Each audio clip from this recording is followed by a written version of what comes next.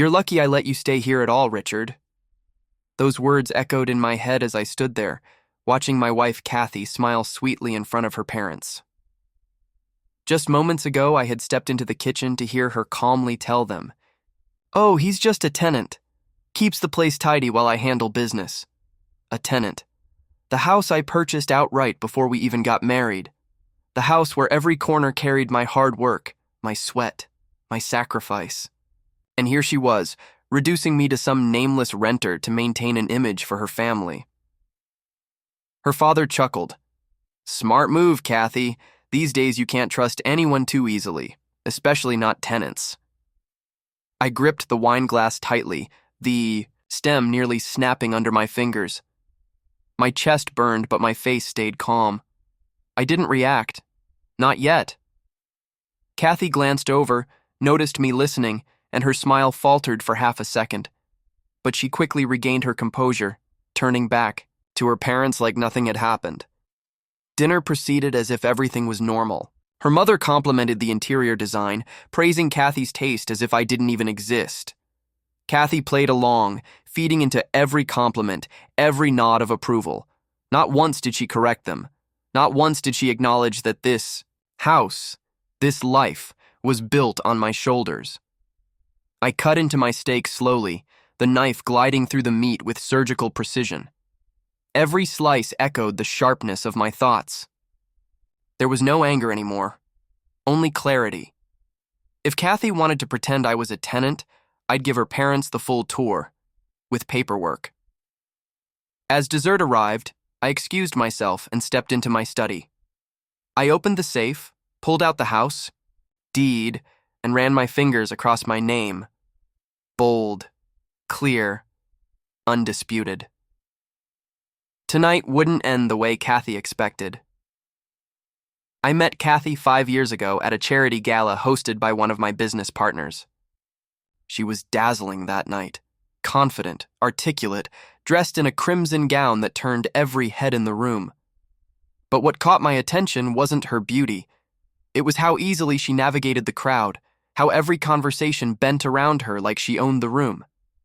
She had ambition, drive. And unlike many who clung to wealth, Kathy carried herself like someone who demanded power rather than chased it. At the time, I was already established.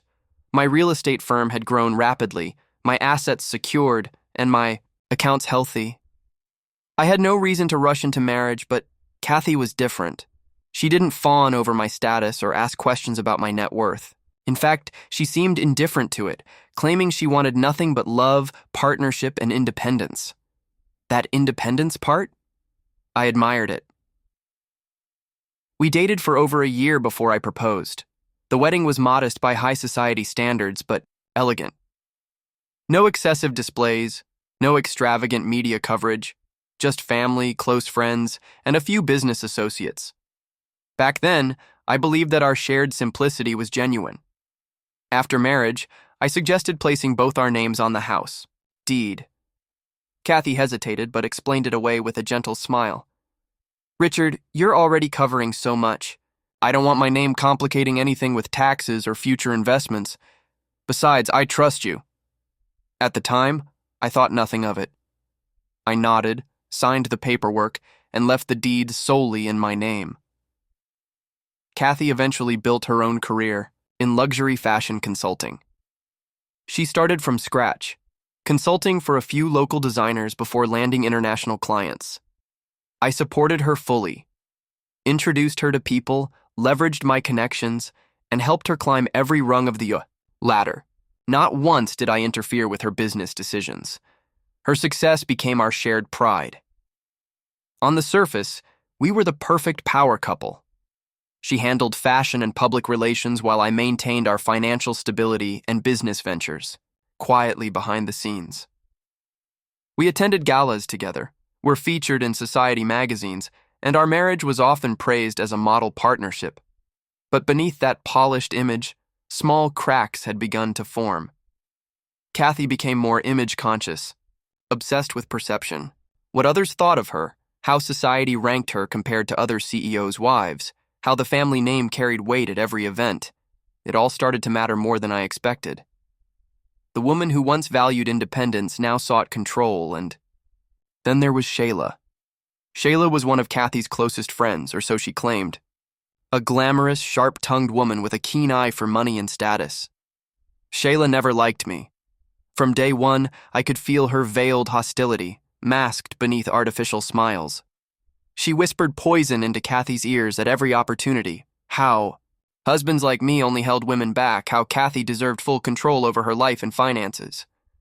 She's jealous of your success, Kathy once told me. Don't mind her. But I knew better. What began as subtle suggestions from Shayla evolved into bolder moves from Kathy. Financial independence became full autonomy. Privacy turned into secrecy. Eventually, she hired a young assistant named Marion, introduced by Shayla, who quickly embedded himself into her daily life, handling her schedule, managing her travel, accompanying her to every event. I noticed how Marion's presence grew. He wasn't just an assistant, he was always there, always lingering, a little too close, standing a little too comfortably beside her. But whenever I raised the issue, Kathy brushed it off. Richard, don't be paranoid. He's just an assistant. Do you not trust me? It wasn't about trust, it was about respect. Still, I said nothing. I gave her room, the benefit of the doubt. Until tonight.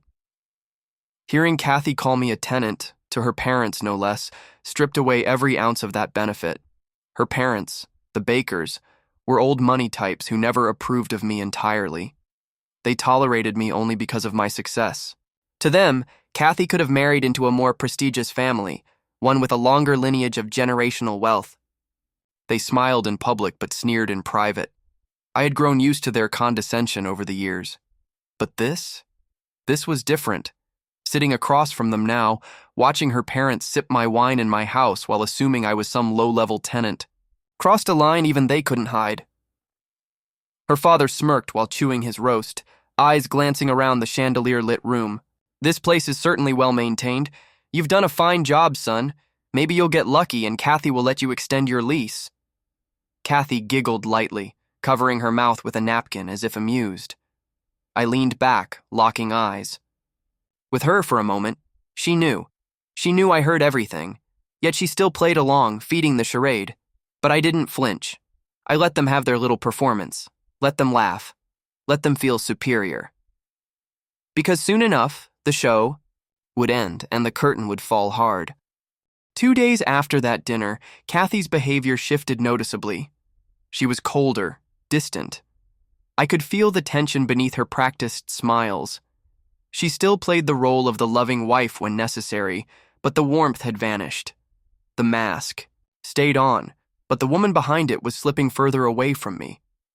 It wasn't just the dinner that exposed the cracks. It was what followed. Kathy's parents extended their stay, making themselves comfortable in the villa as though they owned the place. Her father walked around like an inspector, examining every piece of furniture, tapping the marble countertops with his knuckles, commenting on the landscaping outside as though preparing to evaluate his daughter's property. One afternoon, as I returned from a business meeting, I overheard them again, this time from the upstairs balcony. "Have you started the paperwork?" her mother asked. "Not yet," Kathy replied. "Richard's still useful for now. The timing has to be perfect." Useful. I stood at the bottom of the stairs, listening quietly, my hand gripping the railing. "Shayla says she knows a firm that can handle the transfer discreetly," her mother continued. "Once everything's moved under your name, you'll have full control. You won't need his permission for anything." "Shayla's arranging the meeting next week," Kathy whispered back. "Marion's already working on some documents too. He's very resourceful." At the mention of Marion, my jaw clenched involuntarily. This wasn't paranoia anymore. This was a coordinated plan. One I hadn't been naive enough to fully believe, but foolish enough to hope wasn't real. I stepped back from the stairs, careful not to make a sound. There was no point confronting her yet. She had made her move, and now it was my turn to make mine. That night, Kathy returned to our bedroom, acting as though nothing had happened. She slipped beneath the sheets, her perfume lingering in the air, and whispered, "Long day?" Very, I replied, my voice steady. She leaned against my shoulder, her head resting lightly. You're always working so hard, Richard. I appreciate everything you do for us. Her words were gentle, her tone sweet, but every syllable tasted of poison. I glanced down at her. And you? How's work been? Busy, she answered, not missing a beat. Marion's been handling most of the workload. He's been such a help. I smiled faintly. You're lucky to have such a loyal assistant. She shifted slightly, sensing the weight beneath my words but pretending not to notice. Loyalty is hard to find these days. Indeed, it was. The next morning, the game escalated. While reviewing financial documents in my study, I noticed irregularities. Small transactions, quiet withdrawals, movements between accounts tied to the villa's expenses. They weren't significant enough to raise alarms to outsiders, but obvious enough to me. Someone was preparing to shift assets. Someone close. Marion's name appeared on several of the authorization slips. Power of attorney documents, draft transfers, nothing filed yet, but the groundwork was set. The betrayal wasn't just emotional now, it was legal. Shayla had guided Kathy, Marion executed the logistics, and her parents silently supported it, all. They were preparing to strip me of everything under the guise of marital asset restructuring, but they had all miscalculated one thing. The house still belonged to me, and only me. Later that afternoon, I casually joined them in the living room. Kathy sat with her parents, sipping tea while Marion stood nearby, tablet in hand, pretending to review schedules. The air was thick with pretense. Kathy, I began, I've been reviewing some of the villa's accounts. There are some adjustments I want to make to the management structure. Her eyes flashed for a split second before she smiled. Oh, anything serious? Just paperwork, I replied. I like having things clean and transparent. You understand. Of course, she said sweetly. Her father chimed in. Good man, always responsible. I glanced at Marion, who avoided my gaze and kept tapping on his tablet.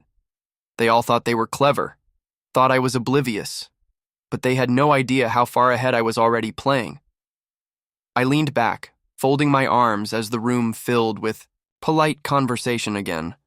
Let them feel safe. Let them think they controlled the tempo. They'd discover soon enough how wrong they were. For the first time in years, the woman lying beside me in bed felt like a stranger. Every breath Kathy took, every soft exhale, irritated me. I stared at the ceiling, my eyes wide open, heart pounding slowly but heavily, like a clock counting down. I wasn't angry. No, anger was simple. This was something colder, a bitterness that spread through my veins like ice. She could have just talked. To me. She could have told me what she wanted. We could have found a way to balance her ambitions with my resources. Instead, she chose manipulation. Instead, she chose to feed lies to her parents, involve Shayla, and hand over power to Marion. I had given her freedom, respect, support, and she rewarded it by preparing to steal from me in my own house. I had allowed her to build her career. I had introduced her to the very people who helped make her name. And now I was being written out of my own life like a disposable chapter. Every glance she gave me now felt rehearsed. Every word sounded calculated. The warmth I once saw in her eyes was replaced by rehearsed affection, perfectly measured to keep me unaware. Or so she thought. The villa itself began to feel like a cage. My office, once my place of peace, now sat under the shadow of suspicion. I questioned every conversation, every meeting she claimed to attend, every late night she said was just work. My mind refused to rest. Images played over and over, Marion hovering too close, whispering too often, standing where I used to stand. My wife letting it happen, encouraging it. The betrayal wasn't even physical yet, but emotional betrayal was worse. Emotional betrayal meant she had opened the door for him, allowed him to think he could replace me. She let him feel comfortable, enough to plan a future that belonged to me. I questioned myself too. Had I seen this coming long ago? Had I simply chosen to look away because I loved her? Or was it pride, the belief that she would never dare? Every time she touched me now, I felt hollow. My skin recoiled from her fingertips even though my face stayed calm. Every kiss felt like a transaction. Every meal together was an act. The worst part wasn't losing her love. It was realizing that the woman I loved never truly existed. Maybe she loved the image of me, the successful man who could help her climb higher, but not me, not the man beneath the suit. I watched her sleep, her breathing steady, her face soft and peaceful. She had no idea I had heard everything, no idea I was already preparing the counterstrike. But beneath that surface peace, my soul twisted. The deeper the betrayal cut, the colder I became. She thought she was in control. She thought I was blind. She was about to learn that the man she married was not nearly as soft as she believed. The week passed, but I made no move. I let them believe they were ahead. The paperwork continued quietly. Kathy, her parents, Shayla, and Marion all remained confident that I was still unaware of their scheme. But that's when Marion made his first real mistake. One evening, as I returned home early, I saw his car parked out front. The lights inside, the villa were dim except for the glow from the study. I didn't announce my arrival. Instead, I quietly entered through the side entrance, my footsteps silent on the marble floors. The muffled voices carried from the study door. Once the transfer is finalized, everything will be secure under Kathy's name, Marion said confidently. Even if Richard suspects, it will be too late. We'll have legal control. After that, you can officially move forward. Kathy responded, her voice lower, hesitant. We need to be careful. Richard's still useful with his business ties. If he finds out too soon, he won't, Marion interrupted. I've handled everything. The signatures will be processed next week. Once that's done, he can't touch anything. I gritted my teeth but remained motionless. Kathy exhaled, her voice trembling slightly. And after? What about us? There was a pause. Marion lowered his voice even further, but I still caught it. You know how I feel about you, Kathy. Once this is finished, we can finally stop hiding. Her silence was deafening. In that moment, everything sharpened. The betrayal wasn't just financial or emotional. Marion wasn't just an opportunist. He saw himself as my replacement. And Kathy, though she hadn't outright agreed, hadn't stopped him either. I stepped back into the shadows, exiting the way I came. Confronting them then would have been satisfying, but premature. My plan needed to land when it would hurt the most. The next morning, I requested a private meeting with my legal team. I brought them every document, every piece of evidence I'd quietly collected. Marion's forged drafts, Kathy's secret meetings, the financial shifts, all laid out in perfect detail. By the time the paperwork was submitted to the court, not only was their attempted transfer blocked, but every fraudulent attempt they made became official evidence. They thought they were setting a trap. Instead, they walked right into mine. 3 weeks later, Kathy's parents organized another dinner at the villa. This time, it felt more like a celebration than a family gathering. Her father was in high spirits, raising glasses of wine, while her mother grinned like she had already won.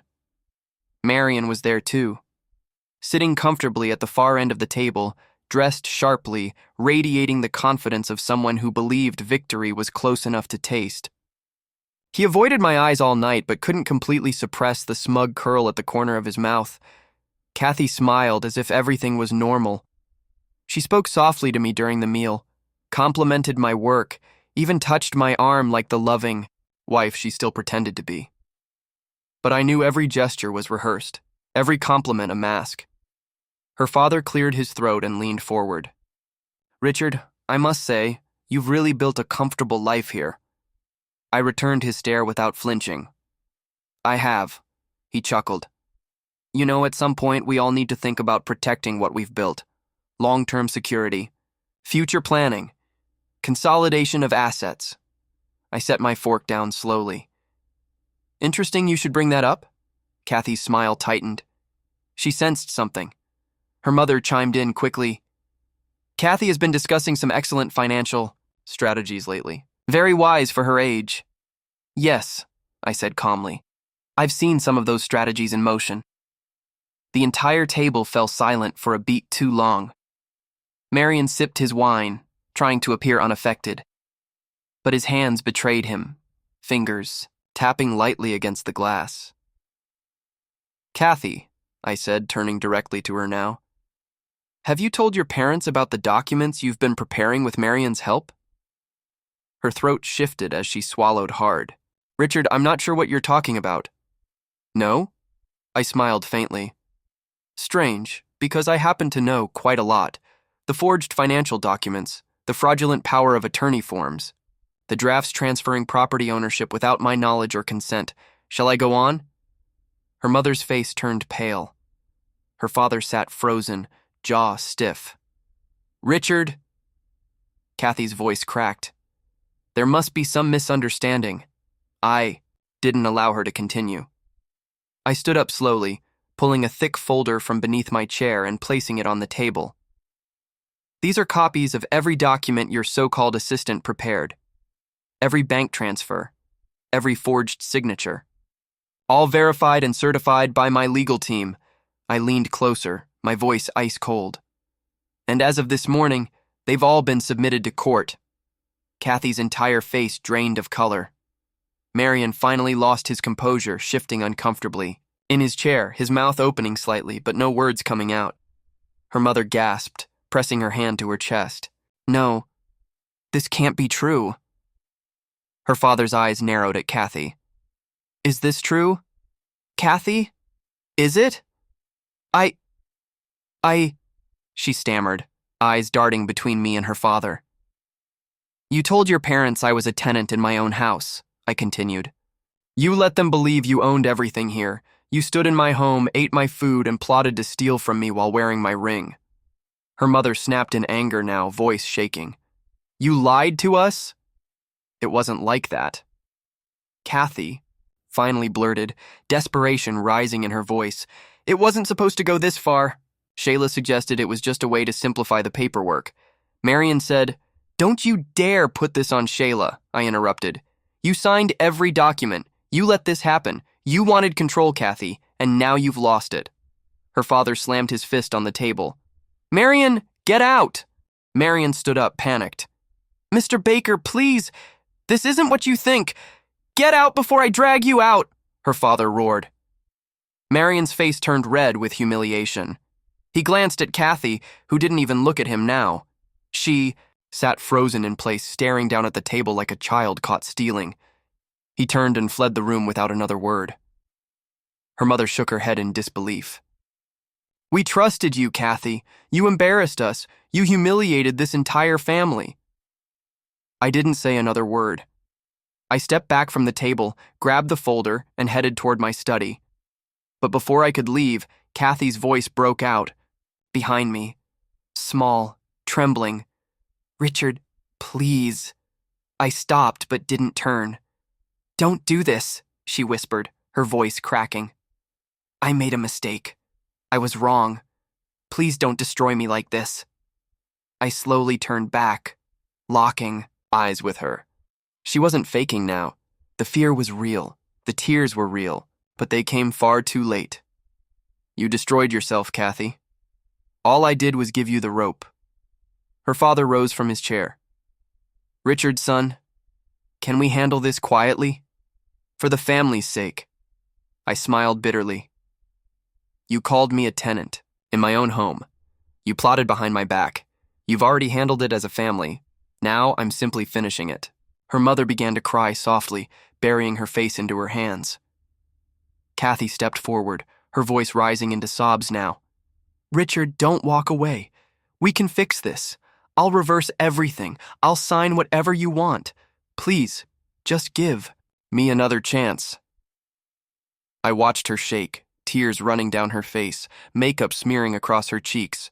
For a moment, I stood silent. Then my voice dropped to barely above a whisper. I loved you once, Kathy. But that version of you doesn't exist anymore. Her body collapsed to her knees, sobbing uncontrollably, her hands clutching at my legs. I shook her loose, stepped back, and left the room without looking back. Behind me, the sound of her parents' arguments grew louder. I didn't stop. I walked calmly into my study, locked the door, and sat down in silence. The war was over. The fallout came quickly. By the end of the week, my attorney finalized the lawsuit. All attempts to transfer assets without my consent were deemed fraudulent. The judge ruled in my favor without hesitation. Every financial document Kathy and Marion had prepared became legal evidence against them. Kathy's carefully crafted world collapsed in one brutal motion. Her parents tried everything, called their lawyers, activated old connections, even begged me privately. They pleaded for settlement, for mercy, for anything that could limit the public embarrassment. But I wasn't interested in compromise. Their plan was simple when they thought I was weak. Now, they could only watch as it all crumbled beneath their feet. Marion, stripped of his position and exposed as the architect behind much of the fraud, attempted to resign quietly and leave town. But before he could disappear, multiple companies blacklisted him. Word spread fast. His involvement in a fraudulent property transfer scheme made him untouchable in the industry. I didn't even have to lift a finger. His own ambition destroyed him. Shayla, seeing the house of cards fall, vanished completely. She cut all ties with Kathy, deleted her social accounts, and fled before any legal repercussions could drag her name into the mud. But her fingerprints were all over the documents.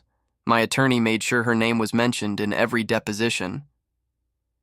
Kathy's parents faced public humiliation.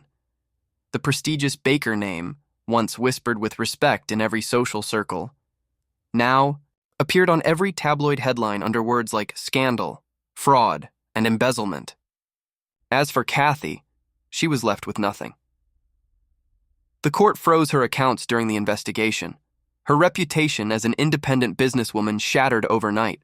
Clients canceled contracts, brands severed partnerships, former colleagues distanced themselves without hesitation. The luxury consulting firm she worked so hard to build dissolved within a month. And through all of it, I remained silent. I never spoke to the press. I never argued publicly. I never stooped to justify myself. I simply watched as they destroyed each other under the weight of their own greed. One evening, weeks later, as I sat in my study reviewing new business proposals, there was a knock at the villa door. I already knew who it was. When I opened it, Kathy stood there, thinner now, eyes hollow, her once glossy hair pulled back messily. She wasn't wearing designer clothes anymore. She wore something simple, something unfamiliar on her. She looked broken. "Richard," her voice trembled. I said nothing, waiting. Tears filled her eyes. "I have nothing left." I still said nothing. "I lost everything," she whispered. "My company, my friends, my reputation. My parents won't even speak to me anymore." She took a small step forward as if trying to enter the house, but I didn't move aside. "I was wrong," she cried softly. "Please, give me a chance to make it right." I finally spoke, my voice calm and cold. "I gave you a chance when you married me. I gave you trust. I gave you freedom. You repaid me with betrayal." Her tears fell freely now, staining her pale cheeks.